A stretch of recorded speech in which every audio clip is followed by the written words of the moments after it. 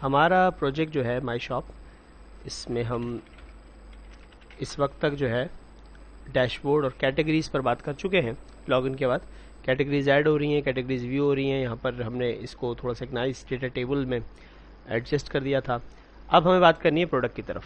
हमारे डेटाबेस के अंदर प्रोडक्ट का टेबल है TBL Pro। इसके स्ट्रक्चर में कई सारे कॉलम है, product name, product price, details, tags और कैटेगरी आईडी। तो ये कैटेगरी आईडी हमें प्रोडक्ट के पेज पर एक फॉर्म के अंदर कॉम्बो बॉक्स में चाहिए होगी। देखते हैं, हम सबसे पहले पेज अपना बना लेते हैं। एक नया पेज बनाने के लिए सबसे पहले तो मैं एक हेडर के अंदर लिंक ऐड कर लूँ, जिसको क्लिक करके हम प्रोडक्ट के पेज पे जाएंगे। ये मैंने कैटेगरीज वाले लिंक को कॉपी करके प्रोडक्ट्स इसका लिंक बनाया, और जो पेज होगा उसका नाम हम रख लेंगे pro.php। ऑलराइट, तो ये देखें लिंक हमारे पास आ गया। मुझे पेज बनाना है, मैंने कैटेगरी वाले पेज को कॉपी किया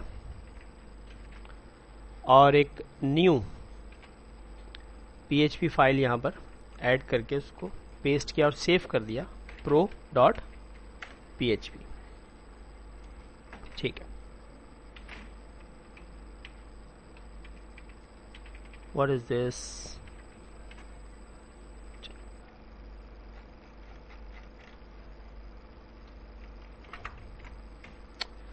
ठीक, ये प्रोडक्ट का पेज हमारा हमने कॉपी पेस्ट कर लिया। अब यहाँ पर हम करेंगे क्या, यहाँ पर मैनेज कैटेगरीज की जगह हम लिख देंगे मैनेज प्रोडक्ट्स। ठीक है, तो आप देख सकते हैं मैं जब यहाँ से क्लिक करके जाता हूँ तो ये मैनेज प्रोडक्ट का पेज आ गया। सही, मैं सबसे पहले इसके फॉर्म को चेंज कर लेता हूँ। मैंने यहाँ कह दिया भाई प्रोडक्ट नेम, और यहाँ txt p नेम कर लिया मैंने, कोई इशू। ऑलराइट, ये मैंने कॉपी किया इसको।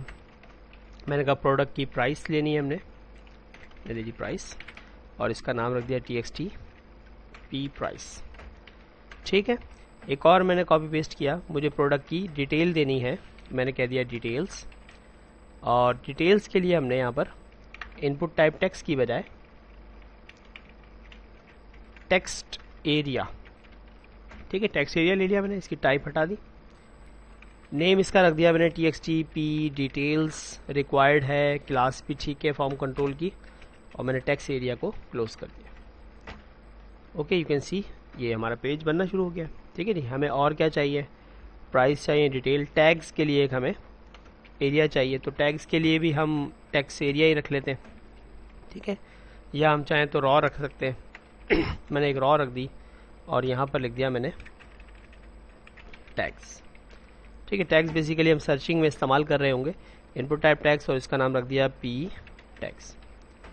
ठीक है जी, तो ये मेरा फॉर्म फ्रंट एंड पर कंप्लीट हो गया। ठीक है, सब रिक्वायर्ड फील्ड्स हैं तो ये खाली सबमिट नहीं होने देगा।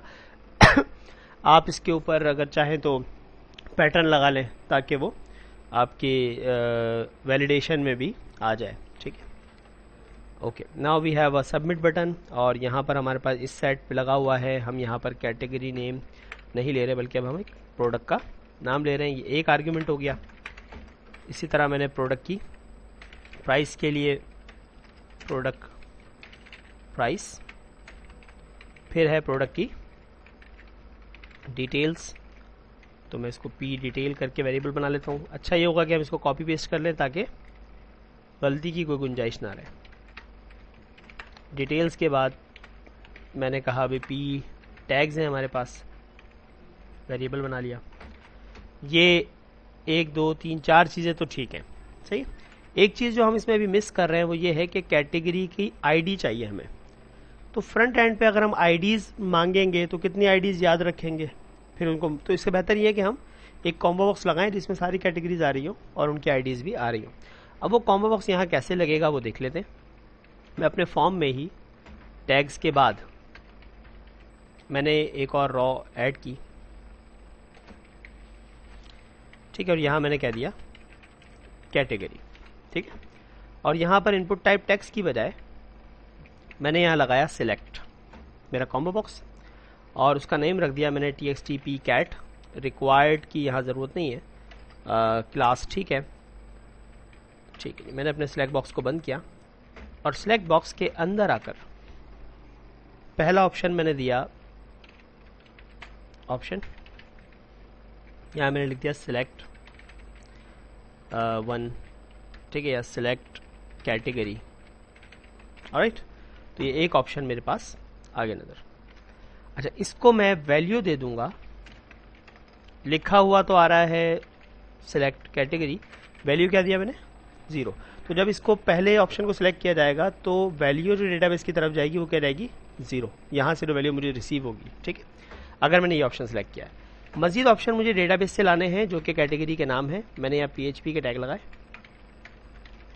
अपने ऑब्जेक्ट को कॉल किया और उसमें मेरे पास एक मेथड था, मैं देख लेता हूँ वो मेथड गेट ऑल कैट का, तो हम उसको कंफर्म कर लेते हैं। गेट ऑल कैट ये सारी कैटेगरीज हमें लाके देगा।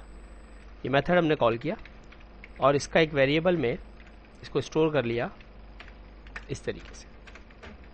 ऑलराइट, अब हम इस पर लूप चलाते एज सी, ठीक है। मुझे इस लूप में ऑप्शंस प्रिंट करने, मैंने ये ऑप्शंस कॉपी किए और यहाँ पर इसको कर दिया मैंने एको, और यहाँ सिंगल कोटेशन अप्लाई कर रहा हूँ मैं क्योंकि अंदर मैंने डबल कोटेशन कहीं इस्तेमाल किए हुए हैं, ठीक है, यहाँ पर वैल्यू में। इस जगह पर आकर मैंने कॉन्केटिनेट किया $C में से मुझे यहाँ चाहिए CID जो कि वैल्यू बनेगा, जो भी सिलेक्ट किया जाएगा वैल्यू क्या बनेगी, वही उसकी ID जो कैटेगरी सिलेक्ट की जाएगी। और इस जगह पर कॉन्केटिनेट कर दिया मैंने C में से कैटेगरी का नाम। नाउ यू विल सी कि हमारी कैटेगरी वाले कॉम्बो बॉक्स में तमाम कैटेगरीज आ गई, ठीक है, फॉर ईच की लूप की वजह से। और जब हम इसको इंस्पेक्ट करके देखते हैं तो इसकी वैल्यू में हर कैटेगरी की, सिलेक्ट कैटेगरी पे 0 जा रहा है, फूड में 1 जा रहा है, ड्रेसेस में 2, ये वही कैटेगरी की आईडी है जो हमारे टेबल में मौजूद है, देख लीजिए, ठीक है। तो अब अगर हम, ये अब हमारा मैकेनिज्म कुछ इस तरह से बन रहा है, अगर हम कैटेगरी ऐड करते हैं, लेट सपोज मैंने कैटेगरी दी एजुकेशन, ठीक है, सेव किया तो डेफिनेटली ये यहाँ पर भी शो हो गई, और जब हम प्रोडक्ट्स में जाते हैं तो यहाँ पर भी ये शो हो गई, ठीक है। ये हमारा मैकेनिज्म तैयार हो रहा है। ओके, कोई इशू किसी को? ओके ना, अब हमें इस डेटा को डेटाबेस में सेव करना है कि प्रोडक्ट का डेटा सेव किया जाए।